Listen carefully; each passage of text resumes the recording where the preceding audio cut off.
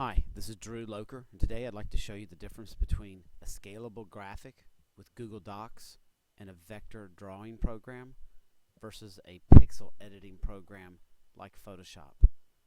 In Photoshop, once you draw a box, thanks to new versions, we now have what are called smart objects, where the object can be moved around. On the page right now, I have a box that I've drawn, and I've already rasterized it, but I want to move back a couple of layers and let you see what I came up with initially. At first, I created a new layer. Then I drew out a box by using the rectangle tool. Over on the left side, when you pop up the menu, you see you have lots of different tools. So I drew out a box called a rectangle tool, and you can conform the color, the fill, and the stroke up at the top. And I have a smart object that can be reshaped and moved. But you can't edit into the picture. If you use an eraser and try to erase a portion of it, you find out that it's a vector graphic. So in order to make it an editable object or a pixel object, I had to rasterize the layer. And that involves going to Layer, Rasterize, and rasterize shape or the entire layer. And I rasterized the layer. And that gave me an object that I can delete a portion of using the marquee selection tool and conform it as an individual object with individual pixels. Let's take a look at the difference with a vector graphic or scalable vector graphic.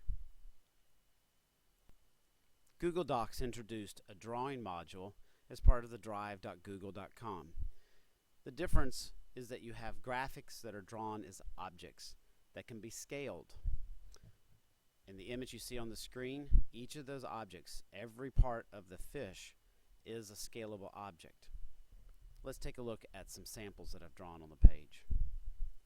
In this case, I've drawn a curve, a free, drawn scribble, an arrow.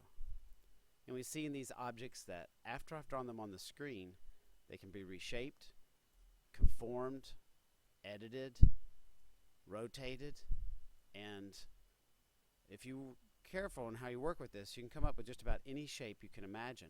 In fact, lots of drawings that we think are shadings and sketches and crayons are actually vector graphics and how they're shaded. Now, Google Docs is a simple scalable graphics program, but it is vector graphics. Now, for class, we're using the Photoshop as a pixel editor, but you can certainly use some smart objects as scalable layers. Hope this helps in you drawing your programs, but also when you're outside of class, don't forget to try out the Google Docs drawing module.